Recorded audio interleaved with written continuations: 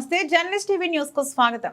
Khammam parliament బరిలో తన అదృష్టాన్ని మూడోసారి పరీక్షించుకునేందుకు నామా నాగేశ్వరరావు ప్రయత్నం చేస్తున్నారు. 2009 ఎన్నికల సమయంలో అరంగేట్రం చేసిన బీఆర్ఎస్ నేత నామా నాగేశ్వరరావు ఆ ఎన్నికలలో విజయ బావుటా ఎగురవేశారు. 2014 ఎన్నికలలో ఓటమి చెందిన మొక్కవోని ధైర్యంతో ప్రజల మధ్య కొనసాగారు. 2018 ఎన్నికల సమయంలో ఖమ్మం అసెంబ్లీ బరిలో నిలిచి స్వల్ప ఓట్ల మెజార్టీతో ఓటమి పాలయ్యారు. వెంటనే గులాబీ తీర్థం పుచ్చుకున్న నామా నాగేశ్వరరావు అప్పటి పార్లమెంట్ సభ్యులు పొంగులేటి శ్రీనివాసరెడ్డిని కాదని గులాబీ బాస్ నామాకు జై కొట్టారు. 2019 పార్లమెంట్ ఎన్నికలలో గెలుపొందిన నామా నాగేశ్వరరావుకు పార్లమెంటరీ పార్టీ నేతగా అవకాశం కల్పించారు. ఉమ్మడి ఖమ్మం జిల్లాలో బీఆర్ఎస్ నాయకులు అక్రమాలకు అరాచకాలకు పాల్పడినా నామ మాత్రం వివాదాలకు దూరంగా తన పరిధిలో తన పదవీ కాలం పూర్తి చేశాడు. ముచ్చటగా మూడోసారి ఖమ్మం పార్లమెంట్ నియోజకవర్గ బరిలో తన అదృష్టాన్ని పరీక్షించుకోబోతున్నారు. బీఆర్ఎస్ అభ్యర్థిగా నామా నాగేశ్వరరావు అన్ని సామాజిక వర్గాల మద్దతు కూడగట్టేందుకు సన్నద్ధమయ్యారు. తెలుగుదేశం ఓటు బ్యాంకుతో పాటు కమ్మ సామాజిక ఓట్లను గంప గుత్తుగా పొంది విజయ బావుటా ఎగురవేయాలని వ్యూహాత్మక ఎత్తుగడలు వేస్తున్నారు. కాంగ్రెస్ అభ్యర్థి ఎవరనే అంశం మీద నామా గెలుపు ఆధారపడి ఉంది. కాంగ్రెస్ పార్టీ కలహాలను తనకు అనుకూలంగా మలుచుకునేందుకు ఎత్తులు వేస్తున్నారు. తన శక్తియుక్తులను తన గెలుపు కోసం ఉపయోగించే పనిలో పడ్డాడు నామా నాగేశ్వరరావు. ఖమ్మం పార్లమెంట్ నియోజకవర్గ ప్రజలు నామాకు సై అంటారా నైనై అంటారా అనే అంశంపై journalist TV CEO Mareddy Nagender Reddy విశ్లేషణ.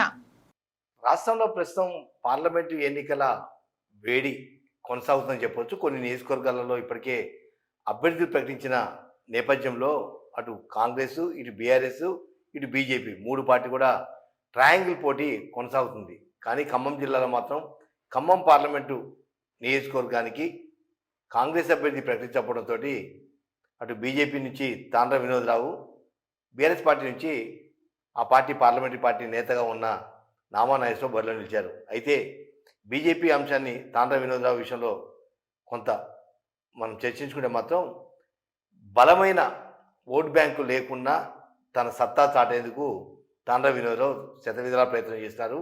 క్షేత్రస్థాయిలలో బీజేపీకి ఉన్న సానుకూల అంశాలన్నింటినీ కూడా క్రోడీకరిస్తూ ఓటు బ్యాంకు సంపాదించుకునే పడబడ్డారు. ఇప్పటికే క్షేత్రస్థాయిలో తన వంతు ప్రయత్నంగా గ్రామాన తన ప్రచారం నిర్వహిస్తున్నారు.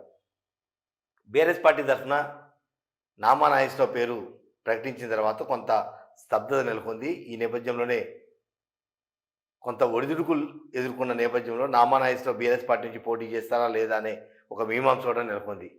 దీంతో నామా నాగేశ్వరరావు అభ్యర్థిత్వం అటా ఇటా అన్న కొంత ఇబ్బందికరమైన పరిస్థితుల నేపథ్యంలో నామా నాగేశ్వరరావే మా పార్లమెంటు అభ్యర్థి అని స్పష్టం చేయటం, కేసీఆర్ నుంచి సంకేతాలు రావడంతో పార్లమెంట్ అభ్యర్థిగా నామా నాగేశ్వరరావు కూడా విస్తృతమైన ప్రచారం నిర్వహిస్తున్నారు.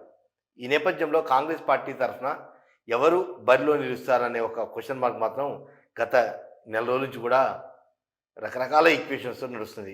ఒక్కొక్కరు ఒక్కొక్క పేరు, ఒక్కొక్కరు ఒక్కొక్క ప్రతిపాదన, తమ కుటుంబ సభ్యులకి ఇవ్వాలంటూ ముగ్గురు బలమైన మంత్రులు 3 సామాజిక వర్గాల నుంచి కూడా ఒక బలమైన పోటీ నెలకొన్న నేపథ్యంలో ఏఐసిసి ఎవరు అభ్యర్థిని నిర్ణయిస్తే వాళ్ళే కాంగ్రెస్ పార్టీ తరఫున బరిలో నిలుస్తున్న నేపథ్యం మరికొద్ది రోజులు తేలింది. మరో 2 రోజులు, 3 రోజులు, 4 రోజులు అనేది కొంత కసరత్తు చేస్తున్నారు. సామాజిక వర్గ అంశాలు కావచ్చు, బలమైన సామాజిక ఆర్థిక అన్ని అంశాలు భవిష్యత్తులో కాంగ్రెస్ పార్టీకి కొంత అండా ఇచ్చే నేత కోసం కొంత వర్కౌట్ చేస్తారని చెప్పవచ్చు. ఈ నేపథ్యంలోనే పార్లమెంటు అభ్యర్థిగా బీఆర్ఎస్ పార్టీ తరఫున నిలబడ్డ నామా నాగేశ్వరరావు మాత్రం తన వంతు ప్రయత్నాలు చాలా ముమ్మరం చేశారు. ఎందుకంటే 2023లో జరిగిన అసెంబ్లీ ఎన్నికల్లో ఆ పార్టీ అధికారం కోల్పోయిన తర్వాత కొంత స్తబ్దత నెలకొన్న నేపథ్యంలో ఆ పార్టీ భవిష్యత్తు ఏంది అని ఒక రకరకాల ఈక్వేషన్స్ ఉన్న నేపథ్యంలో నామా నాగేశ్వరరావు మాత్రం తనదైన శైలిలో తనకున్న పరిచయాలతోటి ఎక్కడ ఏ అవకాశాన్ని కూడా వదులుకోకుండా క్షేత్రస్థాయిలో మాత్రం విస్తృతమైన ప్రచారం నిర్వహిస్తున్నారు. గతంలో ఎంపీగా గెలుపొందిన మధ్యలో ఒకసారి ఓడిపోయిన తర్వాత తిరిగి 2019 ఎన్నికల్లో గెలిచిన నేపథ్యంలో వివాదరహితుడిగా ఉన్న నామా నాగేశ్వరరావుకి ఓటు వేసి గెలిపించాలని చెప్పి ఆ పార్టీ శ్రేణులు విస్తృతంగా ప్రచారం చేస్తున్నాయి. వాటితో పాటు అటు బీఆర్ఎస్ పార్టీ క్యాడర్తో పాటు కొంత తెలుగుదేశం పార్టీకి సంబంధించిన క్యాడర్ కూడా నామా నాగేశ్వరరావుకి మద్దతు పలికేందుకు ప్రయత్నం చేస్తున్నాయి.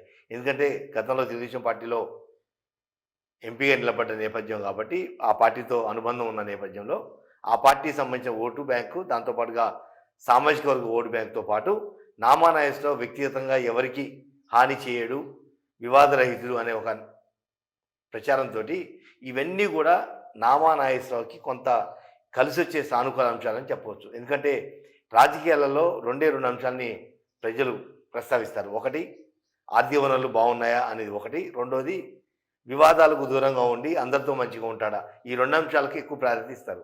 ఈ రెండు అంశాలలో చూస్తుంటే ఆ రెండు అంశాలు కూడా నామా నాగేశ్వరరావుకి కొంత సానుకూలత ఉన్నదనేది రాజకీయ పరిశీలకుల అంచనా. దాంతోపాటుగా ఖమ్మం జిల్లాలో వివిధ రాజకీయ పార్టీలలో ఉన్న నేతలందరితోటి సత్సంబంధాలు ఉన్న నేపథ్యంలో నామ బరిలో నిలిచిన సమయంలో కాంగ్రెస్ అభ్యర్థిని బట్టి కూడా నామా గెలిపోవడం కొంత ప్రభావితం చేసే అంశాలు స్పష్టంగా కనపడుతుంది. ఎందుకంటే గ్రౌండ్ రియాలిటీ కనుక పరిశీలిస్తే కాంగ్రెస్ అభ్యర్థి కనుక కొంత వీక్ ఉన్న నేపథ్యం కావచ్చు, లేదా రకరకాల సామాజిక కోణాలు, ఆర్థిక కోణాలు ఇవన్నిటి కనుక పరిశీలించకుండా కొంత ఏకపక్షంగా కనుక కాంగ్రెస్ అభ్యర్థిని నిర్ణయిస్తే అది నామా గెలుపుకి ఒక సపోర్ట్ ఉంటుందని కూడా ఒక రాజకీయ సర్కిల్లో జరుగుతున్న చర్చ. ఈ నేపథ్యంలోనే నామా నాగేశ్వరరావు కూడా తనకు ప్రత్యర్థి ఎవరైనా తనకు సంబంధం లేదు, తన వేలో తాను వెళ్తానంటూ గ్రామ స్థాయి నుంచి, మండల స్థాయి నుంచి, జిల్లాలో ఉన్న అన్ని వర్గాల నుంచి కూడా సమీకరణ జరుపుకుంటున్నారు, విస్తృత ప్రచారం నిర్వహిస్తున్నారు. తాను తనకున్న పదవీ కాలంలో ఎవరికి ఏ రకమైన అన్యాయం చేయలేదు, తనకు మద్దతు పలకండి. ఇప్పటికే 10 నియోజకవర్గాలు కాంగ్రెస్ పార్టీని గెలిపించారు కాబట్టి, ఖమ్మం పార్లమెంటు పరిధిలోనే 7 నియోజకవర్గాలు కూడా కాంగ్రెస్ గెలిపించారు కాబట్టి, పార్లమెంటు స్థానంలో తనకున్న సుదీర్ఘ అనుభవం, పార్లమెంటు అభ్యర్థిగా తనను గెలిపిస్తే ఖమ్మం జిల్లాకు ఎంతో కొంత మేలు చేస్తానంటూ కూడా విస్తృతమైన ప్రచారం నిర్వహిస్తున్నారు. అంటే కాంగ్రెస్ అభ్యర్థి నిర్ణయాన్ని బట్టి నామా గెలుపు అనేది కూడా ఆధారపడిందని చెప్పవచ్చు. అంటే మరో వారం రోజుల పాటు అభ్యర్థిని ప్రకటించే అవకాశాలు లేవని చెప్పి స్పష్టమవుతుంది. 20వ తారీఖు తర్వాత కాంగ్రెస్ అభ్యర్థి ఎవరనేది నిర్ణయం వెలువడే నేపథ్యంలో మరో 5-6 రోజుల పాటు ఈ టెన్షన్, లెక్కలు, ఎవరు అభ్యర్థి, ఎవరు ఏ సామాజిక వర్గం అనే చర్చ నడుస్తున్న నేపథ్యంలో నామా నాగేశ్వరరావు మాత్రం చాలా సిస్టమేటిక్గా గ్రామ మండల స్థాయిలలో అన్ని వర్గాలని తన వైపు తిప్పుకునే ప్రయత్నం మాత్రం చేస్తున్నారు. దాంతోపాటుగా ఇప్పటికే కాంగ్రెస్ పార్టీకి ఒక అవకాశం ఇచ్చారు కాబట్టి ఎమ్మెల్యేల పరంగా పార్లమెంట్ అభ్యర్థిగా తనకు అవకాశం ఇవ్వండి అనే ఒక స్లోగన్తో మాత్రం నామా నాగేశ్వరరావు ప్రజల్లోకి వెళ్తున్న నేపథ్యంలో కాంగ్రెస్ అభ్యర్థి ఎవరు అనే ఒక క్లారిటీ వస్తే తప్ప గెలిపోవటం అంశాన్ని అంచనా వేసే పరిస్థితి మాత్రం లేదని చెప్పవచ్చు.